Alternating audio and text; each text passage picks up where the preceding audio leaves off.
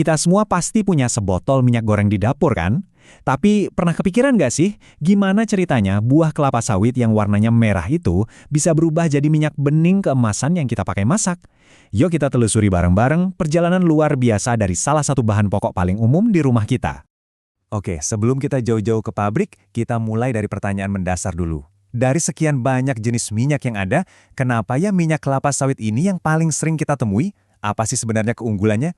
Nah, ini dia jawabannya. Selain kaya akan vitamin A dan E, minyak sawit ini punya yang namanya titik asap yang tinggi. Artinya, dia lebih tahan panas, nggak gampang rusak atau gosong waktu dipakai menggoreng berkali-kali. Makanya cocok banget buat restoran atau penjual gorengan, plus rasanya yang netral itu nggak akan ngubah rasa asli masakan kita. Biar gampang ngikutinnya, perjalanan panjang ini udah kita bagi jadi 5 tahap utama. Kita bakal mulai dari kebun, lihat buahnya diangkut ke pabrik, terus diolah jadi minyak mentah, dimurnikan jadi minyak goreng, sampai akhirnya kita lihat, ternyata produknya nggak cuma minyak goreng aja loh. Oke, kita mulai dari babak pertama, yaitu perjalanan tandan buah segar langsung dari perkebunannya. Jadi, begitu tandan buah segar atau TBS dipanen, ini langsung jadi balapan sama waktu. Ada jendela kritis cuma 24 jam untuk bawa semua tandan ini ke pabrik.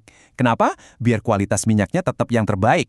Sesampainya di pabrik, truknya ditimbang, lalu muatannya dibongkar. Setelah itu, ada proses grading, di mana tandan-tandan ini disortir satu persatu buat mastiin cuma buah yang kualitasnya oke, yang lanjut ke proses berikutnya. Nah, sekarang kita udah masuk ke dalam pabriknya nih. Disinilah transformasi sesungguhnya dari buah jadi minyak mentah dimulai. Di dalam pabrik, buah kelapa sawit ini bakal melewati 4 tahap utama, mulai dari sterilisasi, perontokan, pengepresan, sampai penjernihan. Yuk kita lihat satu persatu prosesnya. Coba bayangin panci presto, tapi ukurannya raksasa. Nah, kira-kira begitulah proses pertama ini. Tandan-tandan buah tadi dimasukin ke dalam bejana besar, terus diuapin pakai tekanan tinggi. Tujuannya ada 2, bikin buahnya jadi lunak, dan bikin buahnya lebih gampang lepas dari tandannya. Setelah dilunakkan, tandan-tandan ini masuk ke mesin perontok, yang intinya adalah sebuah drum raksasa yang muter-muter. Gerakan putaran ini ngebuat buah-buah yang udah lunak tadi rontok dengan sendirinya. Buahnya lanjut ke proses berikutnya, sementara tandan kosongnya dikeluarin dari pabrik. Nah, ini dia jantung dari prosesnya, ekstraksi minyak. Di sini ada 2 mesin utama. Pertama, mesin digester yang tugasnya ngelumatkan buahnya, misahin daging dari biji. Terus, adonan buah ini masuk ke mesin presser yang bakal meras buahnya pakai tekanan super kuat buat ngeluarin semua minyaknya. Yang paling keren dari proses ini tuh nggak ada yang sia-sia. Mesin peras ini ngasilin 2 hal.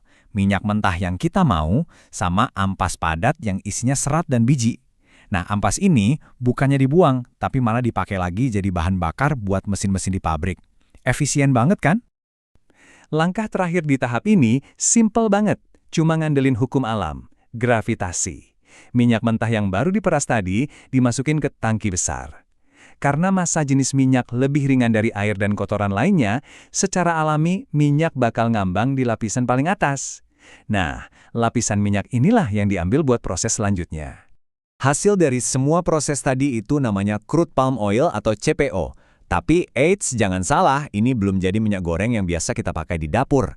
Perjalanannya masih ada beberapa tahap lagi. Nah, kayak gini nih penampakan CPO itu. Cairan kental, warnanya oranye pekat. Kenapa? Bukan karena kotor loh ya, tapi karena kandungan vitamin A alaminya super tinggi.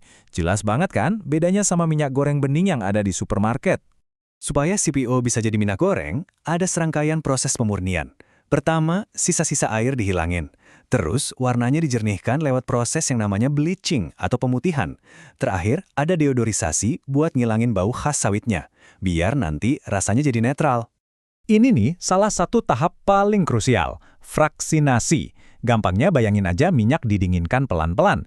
Nanti kan pasti ada bagian yang tetap cair, ada yang mulai beku atau memadat. Nah, proses ini misahin keduanya. Bagian yang cair itulah yang jadi minyak goreng, sementara bagian padatnya dipakai buat produk lain, contohnya margarin. Setelah semua proses pemurnian itu beres, akhirnya jadilah produk yang kita semua kenal. Minyak goreng jernih dengan warna keemasan yang cantik, siap buat dikemas dalam botol atau kemasan lainnya, terus dikirim ke seluruh dunia.